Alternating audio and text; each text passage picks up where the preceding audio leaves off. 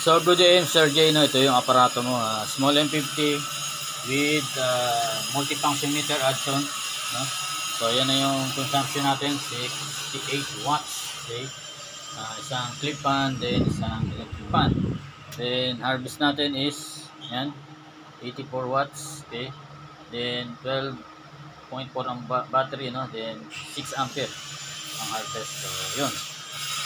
Meron tayo ditong breaker ng solar panel, breaker ng battery, at breaker ng inverter, no? Pero papunta rin to sa battery. So makita mo yan, which adds on ka rin na battery cable, no? So ito yung na-miss mo yung battery cable mo, no? In-explain natin. So positive to positive, so ito negative to negative, negative to negative, okay? So yan, magkakulay yan, ganyan sa isa. Then ito nga, so yung mismo MPT natin, no? Tatlo yung yan, tawag dito yan, monitoring. So unang-una is itong wattage, yung harvest, then voltage, yung battery status niya, then ampere, no? Yan, ganun lang naman. Then ang cutoff ng LPD mo is 11.5, then reconnect is 2 plus 11.5 is 13.5 reconnection. Ito na yung last na LBD natin, no? Meron kasing darating na bagong LBD. So madalang na ganito, wala na akong ma-order na ganitong LBD. So kailangan mo talaga i-charge mo muna yung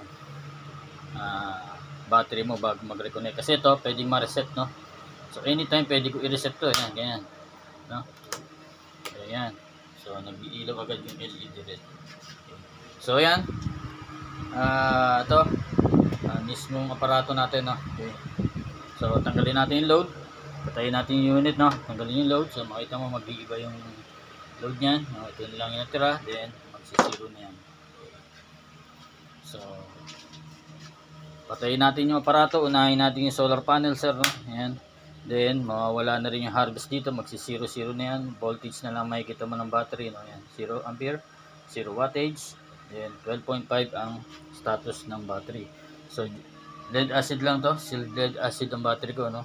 So pwede kahit anong battery gamitin mo, gel type sealed acid or LiPo4, okay, kung anong prepare mo. So hindi mo na i-set yun, automatic na dito yun sa MPPT natin, no?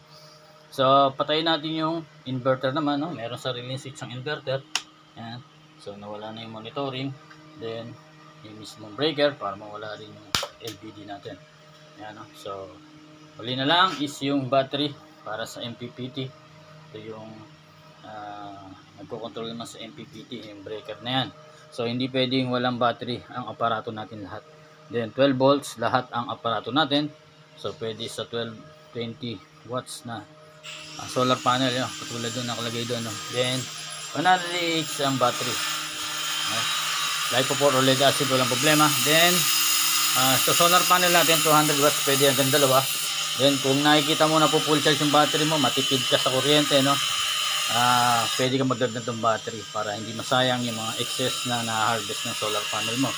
So patayin natin yung aparato, okay? Darating sa iyo aparato mo ganyan, no? Then may battery cable na kasama, solar panel pati wire, no? Sa iyo yan, okay? Then power natin unit natin ay kabit mo na yung wire ng solar panel tsaka wire ng battery. So positive to negative lang yan, no? Red is positive, black is negative. So parehas dito sa battery, ganun din, no? Red is positive, black is negative. So color coding yung wire natin. So unahin natin yung battery, no? Pag i-on natin, so na-set mo na lahat ng wire, unahin mo is yung battery. Ayan. Okay. So marami ganung video nakita siguro sa akin, no? Kaya alam mo na ito, pero ulitin natin para sa iba, no? Then solar panel, ayan. So buksan natin, no? Ayan. 0 kanina, ngayon magkakaroon na yan ng harvest. So 12.9, tumasa ka agad, no? Then ampere 4.4, so then itong yan, no? 5 ampere, then 76 watts ang harvest mo. So ganyan ang tirik ng araw. So depende yan, yung harvest mo depende rin sa battery mo, no? Kung konti pa yung capacity, so pag konti na lang yung capacity or mapu-full charge na siya, bumababa yung harvest mo dyan, no? Kaya magtataka ka bakit ang baba ng harvest mo 50 na lang, pero yung voltage mo naman mataas. So ibig sabihin mapupuno na yung battery mo. Ngayon kung talagang empty yan, makikita mo malakas ang harvest niya. Okay. Then plus yung load mo. Okay. So bubuksan ulit natin yung inverter. So dito ka maglo-load. Ayan, 220 volts output, then monitoring, no? Buksan din natin yung inverter. Ayan. para lumabas yung monitoring mo. Okay, so konting tutorial sa monitoring, wattage to. Ito yung load mo, then voltage ng inverter mo, yun. 220 o 226 volts, no, AC. Then yan, ito yung time. Then ito yung kilowatt na nagamit mo, no. Sa setup mo na yan. So 00 pa yan. Kaya yan. Okay. Power factor, no. Marami pang iba. So pwede mo naman i-search yan sa YouTube. Then lagyan natin ng load na clip pan. So ito clip pan, no. So magbabago ang reading yan. Okay. So yan. Karoon na ng reading yung wattage. Then yung electric pan natin, 60 watts, no. So pero pag nare-read nito ay mababa lang talaga yan. Kasi hindi siya accurate na 60 watts. So yan, nag-add lang, no. Parang search yun lang yung 60 watts. Ganun lang, 45 to 40 watts lang. Okay. Number 3 yan. Okay, so yan. Sip ko sa ito itong maya sir, no.